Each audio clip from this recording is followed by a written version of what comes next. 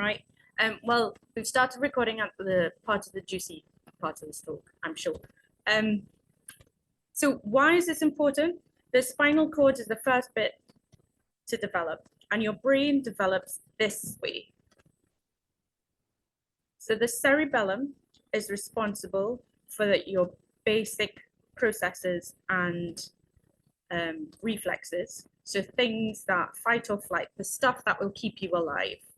And then as we get further front to the frontal lobe, you can see that the functions become much more sophisticated. So increasing sophistication goes in this way. And anyone who's had a teenager or had the joys of trying to teach teenagers absolutely can figure out that these bits of the frontal lobe develop last. The bits that organize thoughts on paper, remembering facts, completing tasks, you know, that level of organization required. So why is this important? When we're thinking of a neurodivergent condition such as autism, one of the first things we need to think about is, were there any impairments in their early sensory pathways that then have led to things like deficiencies in their social communication? Because if you can't hear or you can't see, then you would not have had the social input to then develop socialization and social skills. And many of those children with sensory impairments could present as if they were autistic. So one of the things that we always do when we get young children who come to us with no speech, where there are concerns that they have autism, is test their hearing and test their vision.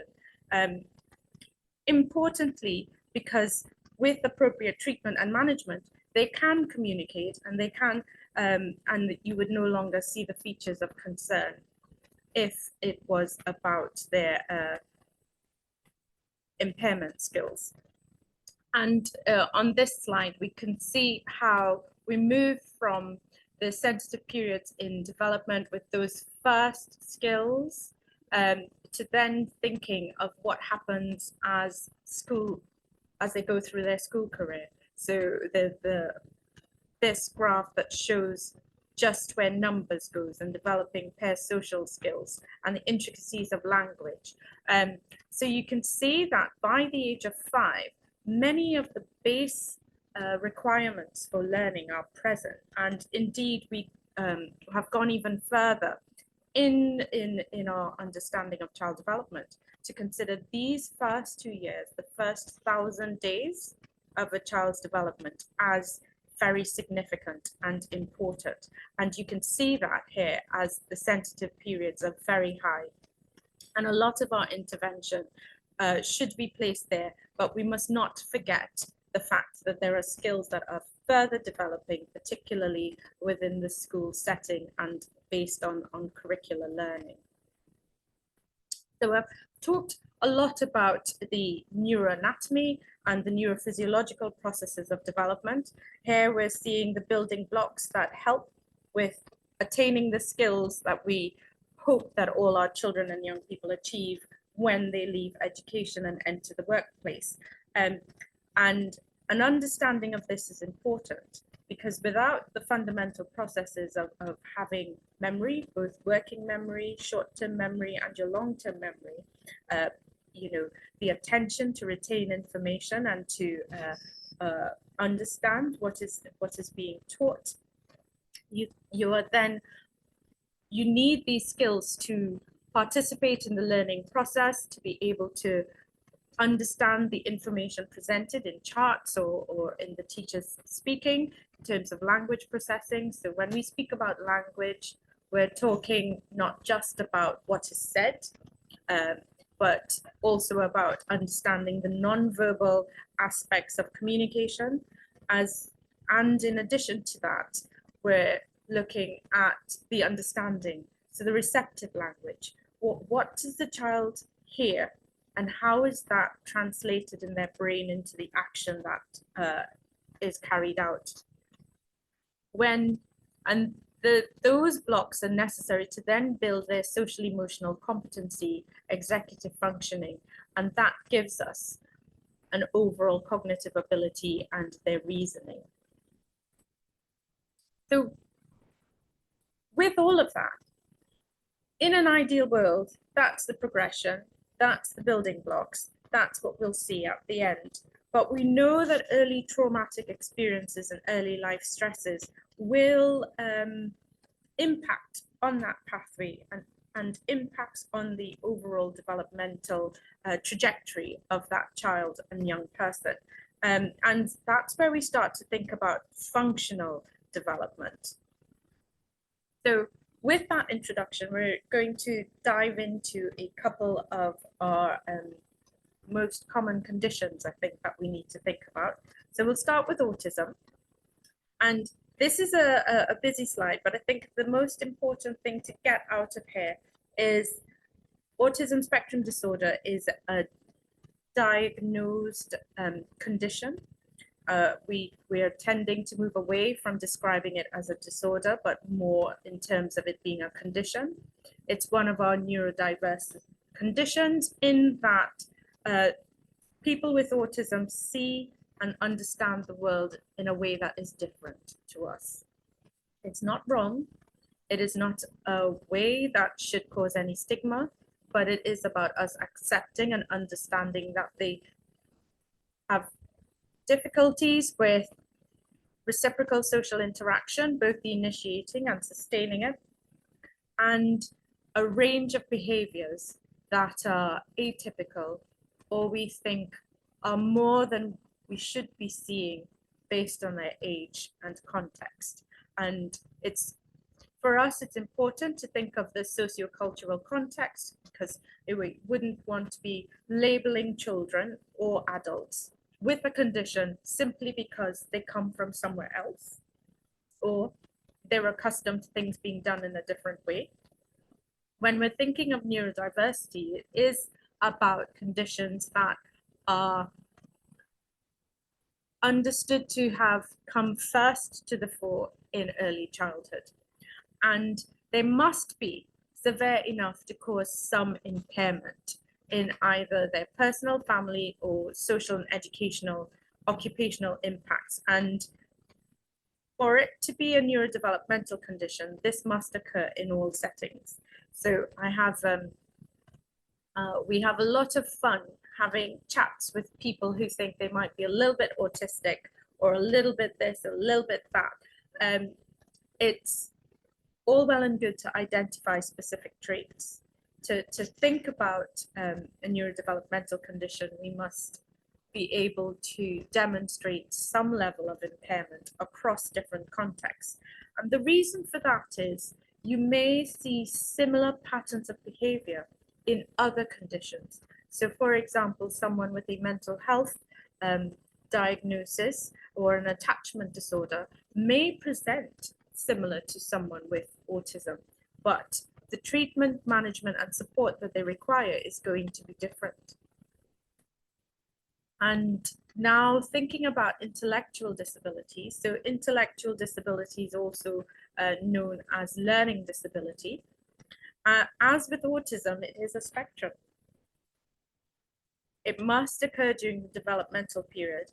And to be classified as a disability, there are particular tests that are carried out. And with that, we're expecting a certain, we make this diagnosis based on their learning ability and that it falls 2 or more standard deviations below the mean. And when those tests are not available, it is about benchmarking the clinical judgment against comparable behavioral indicators. So for example, one of the things that I might be asking one of my young people is, can you take the bus to get home? Because in London, we expect everyone who is at least in secondary school, so from 11, to be able to take the bus and get home safely. And then the other kinds of questions are, can you go to a shop with a shopping list and purchase everything that you need to then have the right change on the way back. I might need to change that a little bit because everything is now tap and go, so no one needs to count.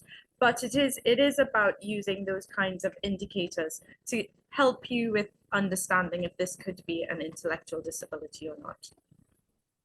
One of the things for us to think about, so with autism, the actual cause is unknown. It's a wide spectrum. As with intellectual disability, one of the reasons I've put this slide in is that you can see that there are many causes, not just in terms of sole neurodevelopmental origin, which would be the unknown, or heritability, but then we're also thinking about exposure to alcohol in the antenatal period. Children can have intellectual disability following infections such as measles and meningitis. Interestingly, iodine deficiency, which shouldn't be a problem in Trinidad because we have supplemented our salt, and we like salt, so you should have enough iodine in your diet, and malnutrition. The other bit that as educators we consider is that most of the disability in intellect, most of our intellectual disability will be in the mild region. So most of our children and young people will grow up to be adults who can be safely employed, who can manage independently with some support and some learning and structures around this. As I mentioned, we do this in a variety of ways. We talked about the standardized testing, and just as an understanding of the standardized testing, it would be thinking about, Jeremy and I were talking a lot about in our foundation what we want to achieve, and I've mentioned this normal curve a lot. All of you might be familiar with it. Most of us lie between these blocks here, between -2 and 2. So those are 2 standard deviations of the mean. And we're thinking about these people who lie in the -2 to -4, the tail ends on either side. Because what we know is that many persons with neurodevelopmental and neuro disability will end up as outliers in whatever our normal curve is that we're measuring. So not just IQ, but who's got access to the workplace, who does the best in interviews, who has the most opportunities. Children and young people who are neurodiverse usually end up not just on the high performing half, but quite often in the lower performing centiles. And that is because a lot of our assessment criteria doesn't take into account their particular needs or supports them to demonstrate their potential and what they've learned. So the other bit here, unfortunately can't chat, but what we're going to think about next is executive functioning is not adaptive functioning. Actually, no, you can put some comments in the chat. Do you know what, well, I've told you a little bit about what executive functioning is, and maybe a little bit about adaptive functioning in terms of the bit about being able to buy stuff at the store. Do you think they are the same?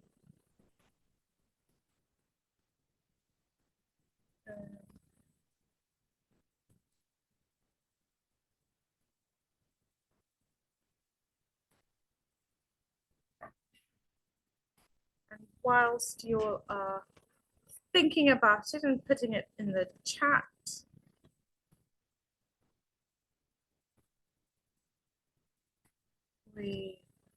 then I'll mosey on and share with you some of the answers. So executive functioning is that term used to describe connecting past experience with present action. So learning and how we demonstrate what we've learned. So you need that when you're planning, organizing, and particularly with attention and remembering details. People who have difficulties with their executive functioning we know that they would have difficulty with planning, organizing, particularly managing time, space, and money. And working memory becomes a challenge.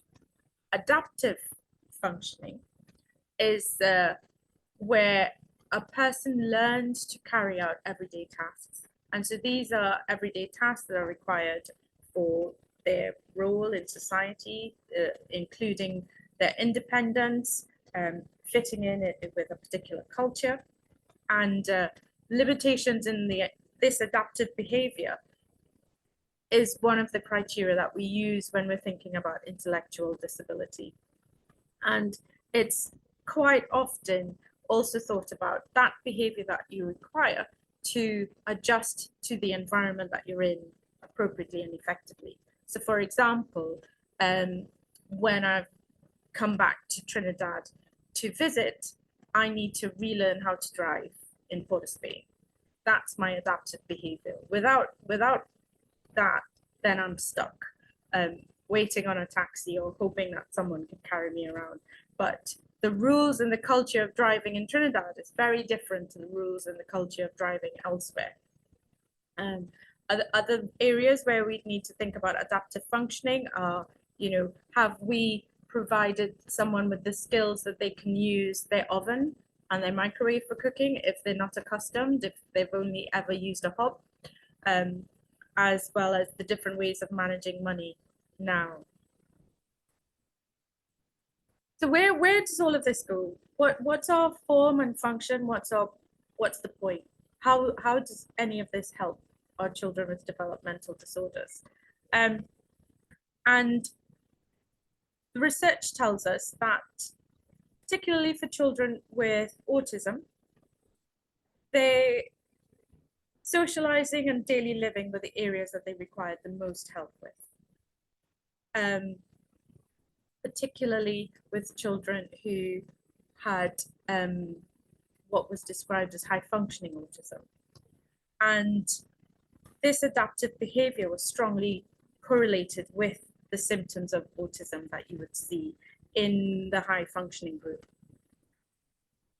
What it also tells us is that interplay between IQ, so your measurement of your intellectual disability, and what that tells us with autism. So for children with lower IQs, their functioning is dependent on their IQ. But for high functioning autistic children, their deficits in language and verbal memory were the things that impacted most on their adaptive functioning. And then essentially, when we're thinking about that in the classroom, older children with lower IQs and more severe social communication symptoms had lower adaptive functioning. So those would be the children that you would see progressing through the school year in special educational settings. But they also showed us that if we started adapting those skills early on, that they could make developmental gains, and that we should continue to have that as part of the curriculum for our children with autism. So in terms of thinking of executive functioning in the classroom for neurodiverse children and young people, the recommendations and areas of focus are similar: being clear about goal setting, clear with planning, thinking about time issues and pacing. So I often have to think about how fast I deliver a lecture and how many points I want to get across, because I might want to teach more than could be taught in the time. Other recommendations are exercises that help develop focus and effort.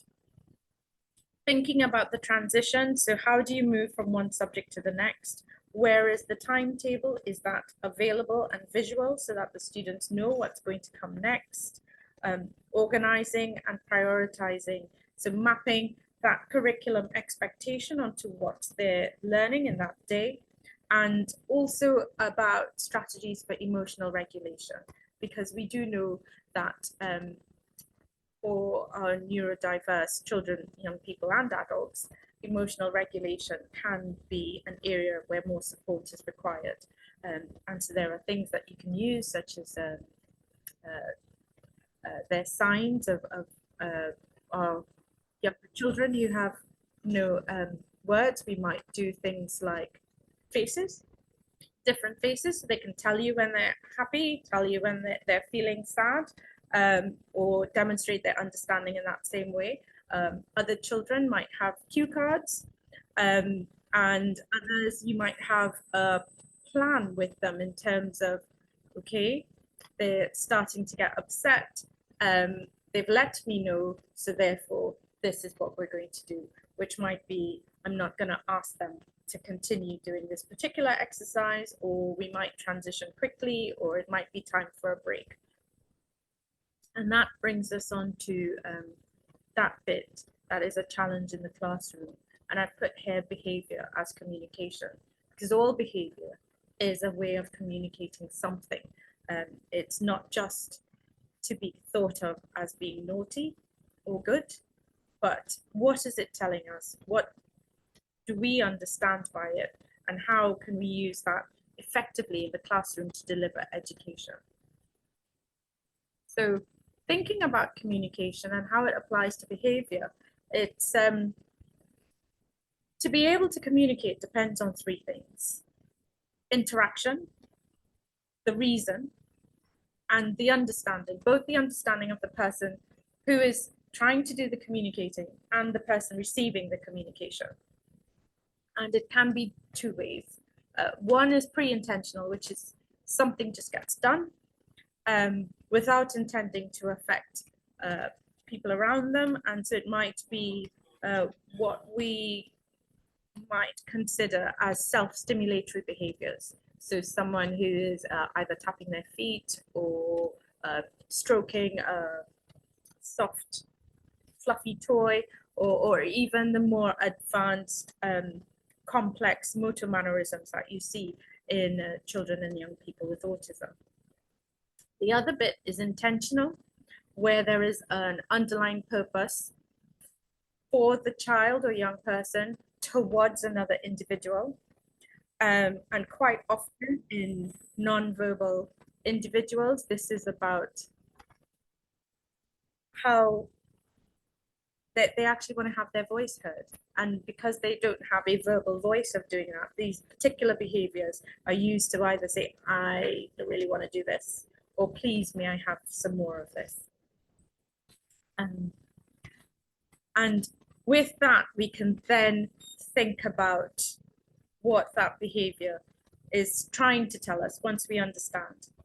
And these pictures here are very common, I would say stereotypical, but they're also actually very common behaviors in our children with autism. We see them in, I see them in my clinical practice.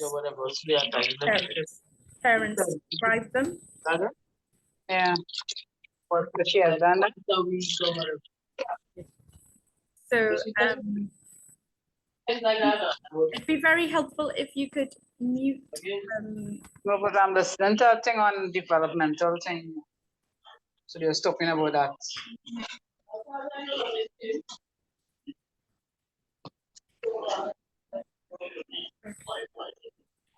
What? Right.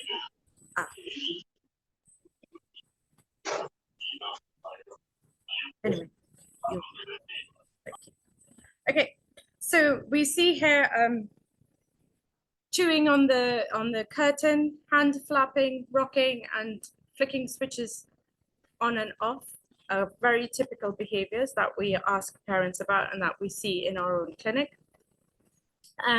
But just thinking about here are 5 common functions of behavior. And we're going to go back to that slide to look at those kiddies again. The first bit, particularly for our non-verbal children, and actually some of verbal young people with autism, we should always rule out whether they're in pain as an underlying cause of behavior. The other common functions are, behavior indicates a need for something and or attention.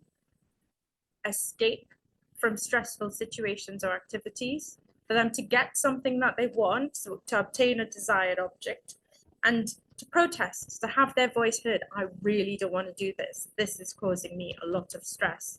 And the last bit, to obtain stimulation. So if we flip back to this slide, but this young man here who is chewing on the curtains, I've put this in as an important bit for us to remember medical causes of behaviors that we may see. So children who are eating non-food items, one of the things that we always need to think about is whether they have an iron deficiency. So that's where we need to consider that. Flapping and rocking, those are stimulatory behaviors, but you may also see them increase in times when children are stressed, and they can come to the fore more. So either they're in an environment which is hyper-stimulating, or they are angry or distressed. And flipping switches on and off is another self-stimulation behavior, or it might well be that it's too dark and they just always want the lights off, which is some of what we see. And then in the second bit of thinking, what happens when a behavior happens over and over and over again? And understanding that helps to unpick what can be done in the classroom. And so these kinds of behaviors, the function are, they learn through repetition. So you want to keep that one.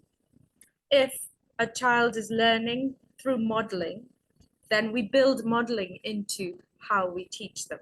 And that might be showing them the stepwise way of completing arithmetic, or it might well be, this is how we build a particular item. And you show them, you model it, and then break it down step by step, and they do it step by step.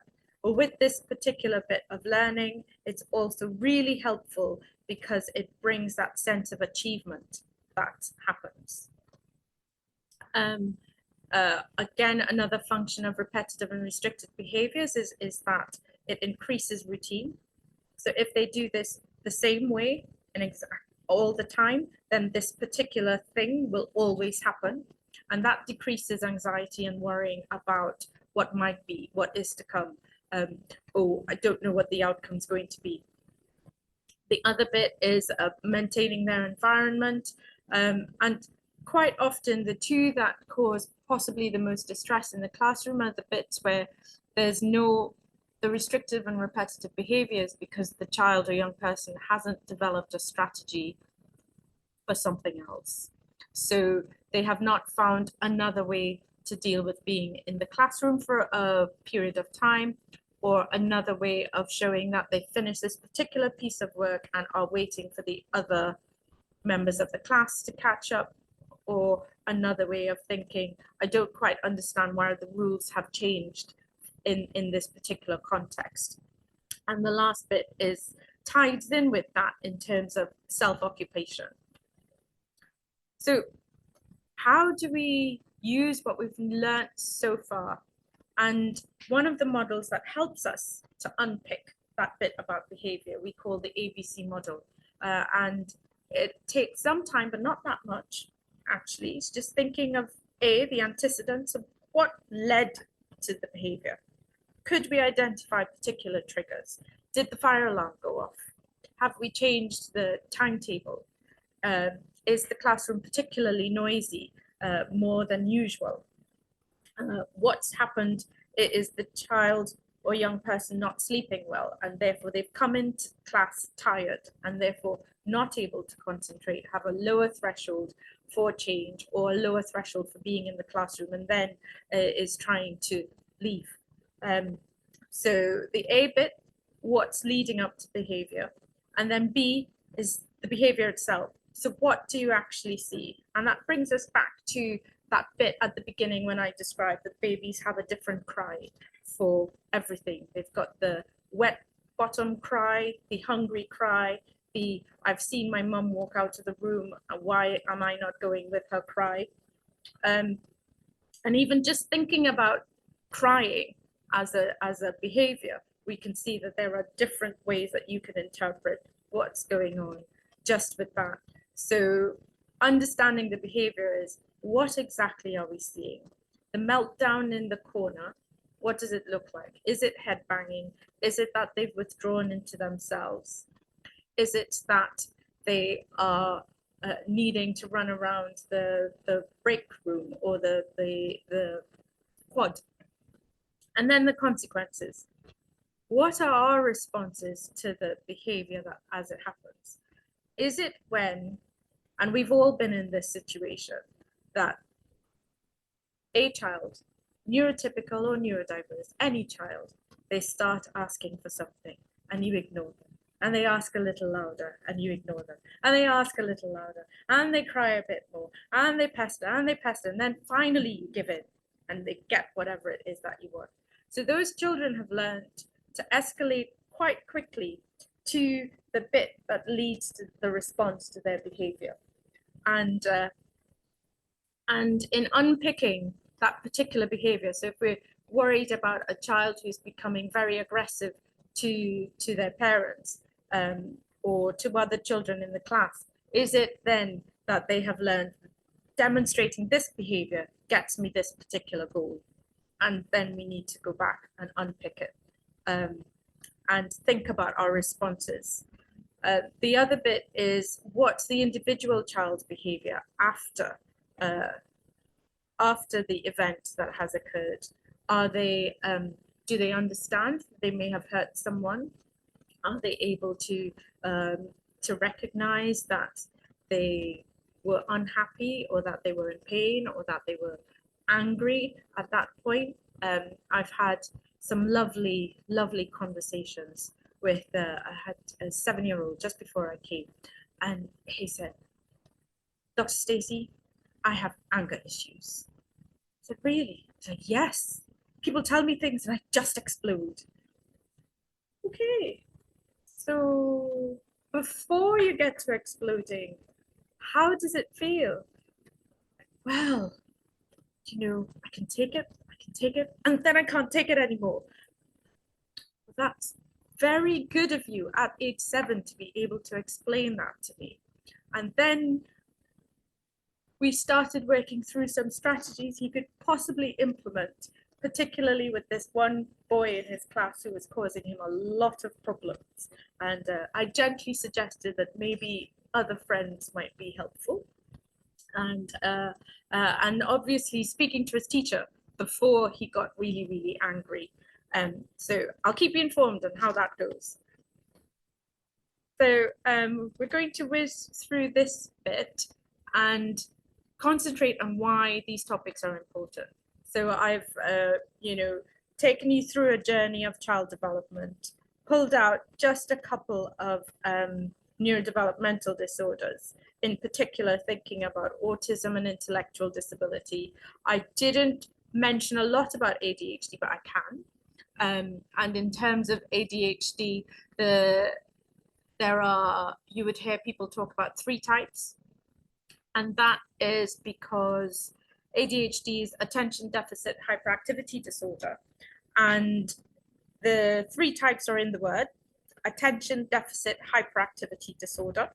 And so therefore you can have a subtype, which is mainly inattention. So it would be described as the inattentive subtype. And those are the children in class who are not paying attention. You're daydreamers. And they tend in research to be mostly thought of as the girls with ADHD. So they sit quietly. They don't have behaviors that are very obvious, but they've lost a lot of what you're teaching them because they haven't been able to pay attention. And then you have the main subtype of hyperactivity, and that is more the typical ADHD. When we describe ADHD, that's what comes to the fore more for people's brains, that person that's dashing off all over the place and can't sit still, and always tapping their feet and getting up out of chairs, moving around, needing movement quite a lot. And then the third one is the combined subtype. So children, young people, and adults who are inattentive and hyperactive. And what we do know is as children get older, remember, even with a neurodevelopmental condition, the brain continues to develop. It does not stop. It's continuing to develop. You learn new skills, and that's part of why things like the ABC model for behavior are important. So using ADHD as an example, we have children who at the age of 5 or 6 present as incredibly hyperactive, moving everywhere, pulling all the plugs out of my computers at work, climbing on the beds, running around the office. And then as they get older, the hyperactivity becomes much less as the rest of their brain development happens, and you see the rest of those executive functioning skills come into play, and the you know, as the more sophisticated development happens, and there's much less hyperactivity and a lot more concentration of inattention.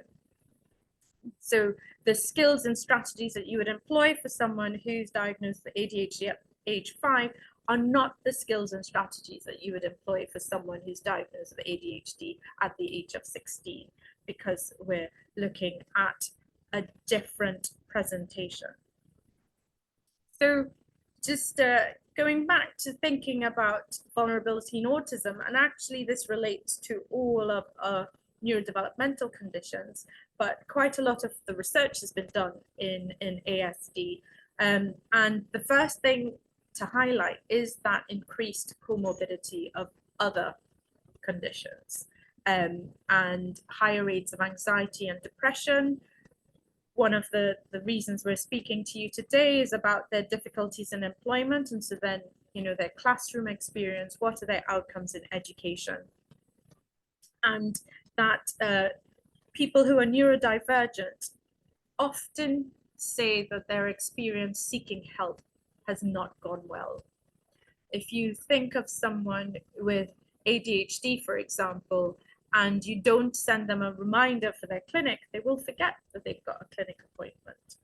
If you have a complex booking system and you've got intellectual disability, you may not know all of the steps or be able to follow through all of the steps to get to that appointment. And we're also seeing that in terms of life chances, financial difficulties, and safety in living. So that's the talky bit. Hopefully there's time for us to go through any questions that you might have. And thank you for listening. Let's see.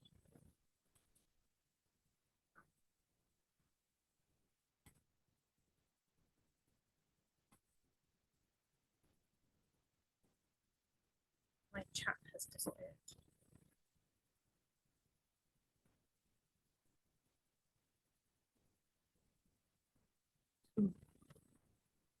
Hi, Rihanna. Hi, I love this talk. It's really, really helpful. Can you hear me? Yes, yes. All right, so I have a real tricky question for you. Okay. So I have kids 6 and 4. The elder of them is diagnosed with either autism or ADHD. They're trying to figure it out right now, but extremely mild, right? So how do you know if a child is suited for public school? And I'm talking about my own students as well, because I teach high school also. How do you know if a child is capable then of functioning in a public school system, or where they are at the point of needing to be moved to a private institution? And this would be moving to a private institution for specialist education, or a private institution in terms of class size and teacher support? Class size and teacher support. Okay. So the first things that we would normally do is look at what their current functioning is in the classroom in two ways. One is their academic functioning, and the next bit is related to their social functioning in the classroom, and also tracking back. So if they're in high school, what happened in primary school? What was the support that was provided, whether the teacher knew or didn't know? What happened in that classroom? So for example, were they in a small primary school and now they're in a bigger city secondary school, where inherently the class size would have been smaller and they would have known everyone who was in their primary school and would have had a lot more help and attention? Or was it a primary school that was similar in size to their secondary school, and therefore you would then be able to assess that? The other bit, thinking about someone in high school, is also thinking about what's happened as the curriculum has gotten more specialized and specialist. And the other bit is where those areas of difficulties are. Are they with the subjects that are lots of reading and writing and producing comprehension? Do they have skills in the other areas, the ones that are more visual processing? So for a child in secondary school, it is about tracking back to primary school. What are the things that would help? And what are their strengths, and what are their areas that which they require support? Because quite often you may be able to make the adjustments in secondary school if their academic potential is pitched at where they currently are, so that you don't have to move them. With younger children in primary school, again, it is thinking about, well, what are the stresses in the classroom, and can any adjustments and accommodations be made? So I'm not, one of the joys of being a pediatrician in London is I'm not allowed to recommend particular schools, because that's the province of the teachers. But as the developmental pediatrician, I can give recommendations on what would help my child or young person. So I can say things like, what helps this child in the learning environment is clear instructions given in a certain way, or they need breaks at these times, or they need to have advance notice of what you're testing them on, and things like that. So it's some children will obviously benefit from a smaller class environment with higher input teacher to child ratio, and some children will manage in a larger environment but with different types of adjustments. Hopefully that helps. May I ask a follow-up to that then? Yes. So now that I have a child with a challenge, which I'm not sure what it is yet, it's made me more sensitive to my students. And I could see it. It has become easier for me to see children who are struggling and realize that they may have different reasons for struggling. So my first step in handling that in our high achieving high school environment has been to create a safe space for them and let them know that if they ever have a problem, they could come to me. And if they need the extra help, they could come to me and help them to feel comfortable and not left out or slipping through the cracks. So that has been step one for me, to make the classroom more inclusive.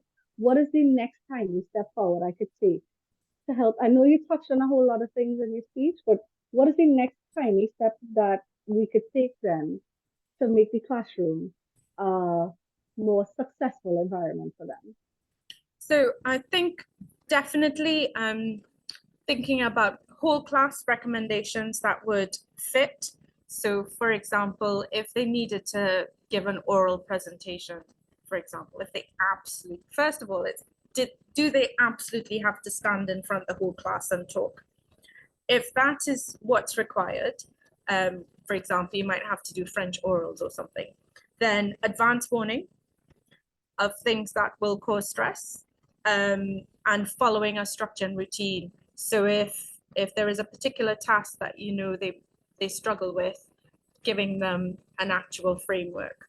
For children who struggle with written tasks, for example, it's what we've learned in primary school that you may need to revisit in secondary school. What's your introduction? What are the points we're looking for in the body? How do you conclude? This is what we need to see, so that there are clear frameworks. And that kind of intervention will help everyone in the classroom, not just those who are neurodiverse. So that would be your second step in terms of how do I deliver my education in a way that is accessible to all? Are there any adjustments required? One of the other bits with that is additional resources. So if they don't get everything in the classroom, what is it that I would give them as extra resources that they can look at home?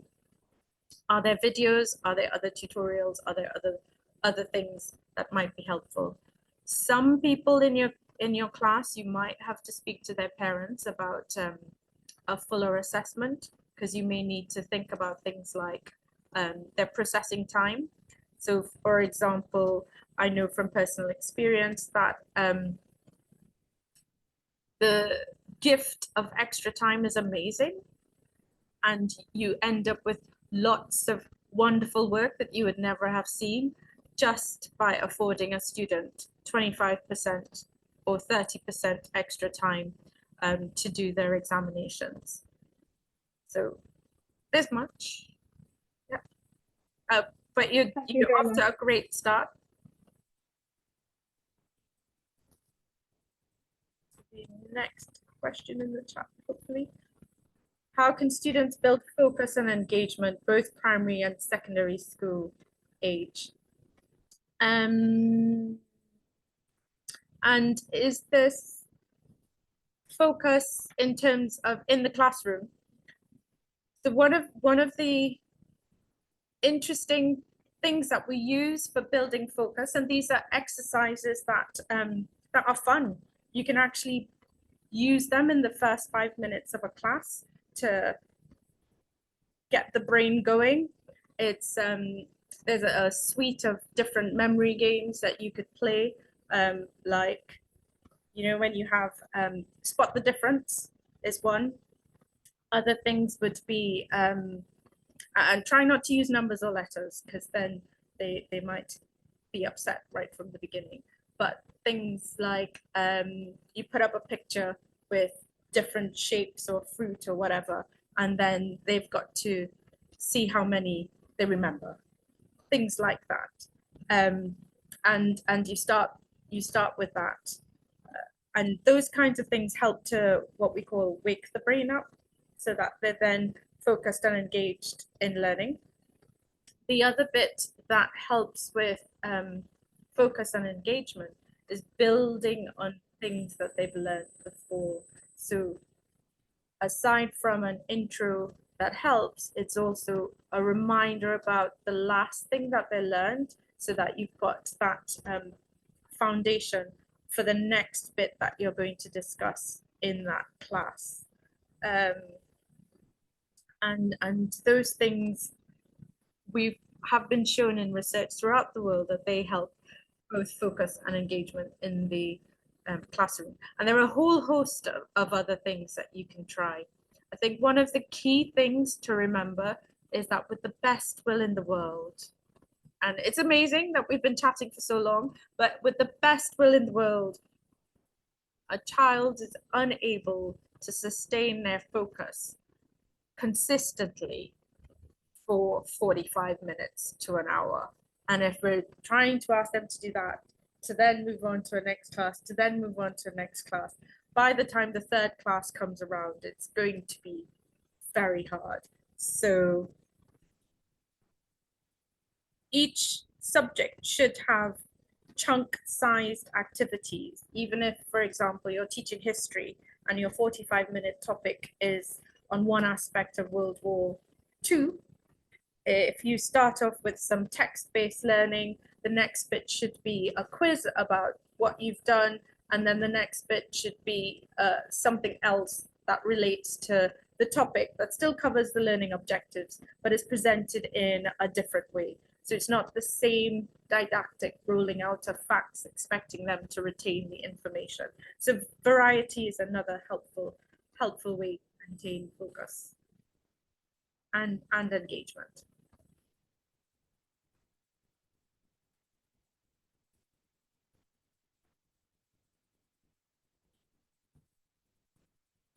If there are no other questions, I think thank you very much for thank you very much for your attention and listening today, and thank you for inviting me on.